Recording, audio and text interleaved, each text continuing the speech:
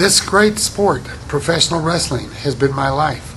My father, Dory Funk Sr., was my wrestling coach. I had my first wrestling match at the age of 7. I have wrestled over 10,000 matches, drank 60,000 cans of beer. I have been slammed to the mat over 100,000 times. I have bled untold gallons of blood so wrestling fans can come and with their white handkerchief and swab it up and bring it back to me and say, "Is this blood for real?" I have driven 2 million miles, and I have flown 2 million miles to make my shots. I have flown 70 times across the Pacific Ocean to wrestle for All Japan Pro Wrestling, and on hundreds of occasions wrestled 2 matches in the same day. I have wrestled over 330 matches in a year. Would I do it all over again?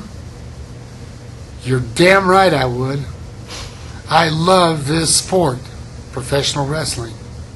My proudest moment in professional wrestling came on February 11th, 1969, when I won the National Wrestling Alliance World Championship in Tampa, Florida from Gene Kiniski.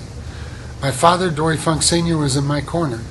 Dad put his arm around me and said, "Son, if you never accomplish anything else in professional wrestling, you have done a hell of a job.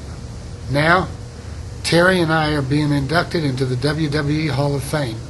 This is my proudest moment in professional wrestling.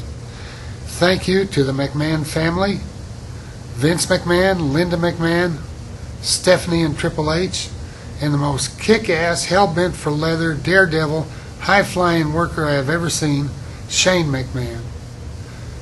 To Vince McMahon Sr., who I often spoke to in regard to booking Andre the Giant in the Amarillo territory. I would ask Vince McMahon Sr., how much should we pay Andre the Giant? Vince Sr. would say, just make him happy. Thank you, Vince McMahon Sr. You were the class of the wrestling business. My father, Dory Funk Sr., guided my career in professional wrestling. My mother, Dorothy Culver Funk, only recently passed away January 30th of this year. It was Mother who drove 30 miles every day so we could stay after school to practice football. It was Mother who was there cheering for me when Coach Wheelock said, "Funk, you line up on defense." And to tell the truth, I didn't even know which side of the football was defense. I remember my first game as we ran out onto the field and the whole east side rose to their feet. My mother. When Terry got in trouble and the story came out in the local newspaper, it was Mother who went into town early in the morning and bought up all the newspapers so my father wouldn't find out about it. Mother unconditionally loved and protected us. Thank you, Mom, for all the love you gave. I know you are proud of us both. I would like to thank all of the people who have helped me along the way. My wife, business partner, friend, and lover, Marty Funk. Thank you, dear. My children, Dr. Dory Funk and his wife Doris from Paonia, Colorado. Father of 2 grandchildren, Jennifer and Dory Kai Funk IV. My daughter, Penny Dustman, teacher in the Amarillo school system and mother of 3 grandchildren, Sheldon, Kobe, and Bob. My youngest son, Adam Dirk Funk, and his partner, David Garza, computer technical facilitator for the Amarillo school system. Speaking of education, Linda McMahon is on the Board of Education for the state of Connecticut. She deserves recognition for her leadership in the development of young minds. The McMahon family and the WW team deserve recognition for their support of our troops serving overseas in harm's way. Thank you very much. To 3 men who we use as examples as the best in professional wrestling for our young wrestlers in training at the Funky Conservatory Wrestling School.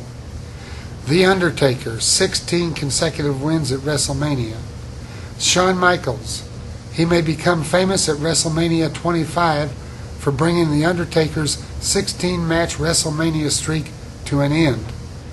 Triple H is an example for all young wrestlers for his rock-solid wrestling performance in the ring and his great interview skills. My first experience booking a territory came in the Amarillo territory.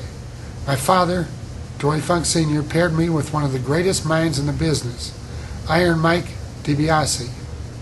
I remember from Albuquerque, New Mexico, watching as Iron Mike was building the heat on Ricky Romero, nearly creating a riot.